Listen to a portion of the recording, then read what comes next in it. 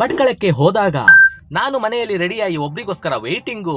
8 ಗಂಟೆಗೆ ಸಿಗ್ತೀನಿ ಅಂತ ಹೇಳಿದ ಶೆಟ್ರು 10 ಗಂಟೆಯಾದ್ರೂ ಇನ್ನೂ ಬಂದಿಲ್ಲ. ಮನ್ಸಲ್ಲೇ ಬೈಕೊಳ್ಳುವಾಗ ದಿಢೀರನೆ ನಮ್ಮ ಮನೆ ಮುಂದೆ ಪ್ರತ್ಯಕ್ಷ.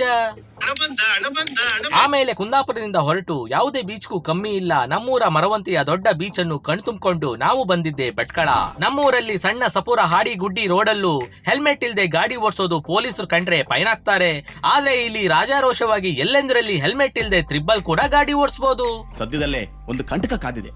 ಬೇರೆಯವ್ರ ವಿಷಯ ನಮ್ಗೆ ಯಾಕೆ, ನಾವು ಬಂದಿದ್ದ ಕೆಲಸ ನೋಡುವ ಅಂತೇಳಿ ನಾವು ಗಾಡಿ ನುಗ್ಸಿದ್ದು ಭಟ್ಕಳ ಗಿಲ್ಲಿ ಅಲ್ಲ ಗಲ್ಲಿ ಒಳಗೆ. ಆಮೇಲೆ ಅಲ್ಲಿಂದ ವಿಶಾಲ್ ಮಾರ್ಕೆಟ್ ಒಳಗೆ ಹೋಗಿ ನಮ್ಮ ಶೆಟ್ರು ಪ್ಲಾಸ್ಟಿಕ್ ಹೂವಿನ ತೋಟಕ್ಕೆ ಕಾಲಿಟ್ಟೇ ಬಿಟ್ರು.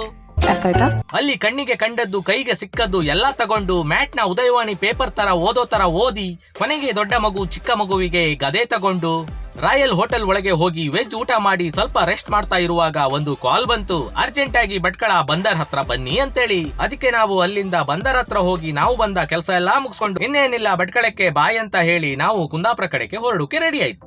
ಮತ್ತೆ ಭೇಟಿಯಾಗೋಣ. ನಮಸ್ಕಾರ.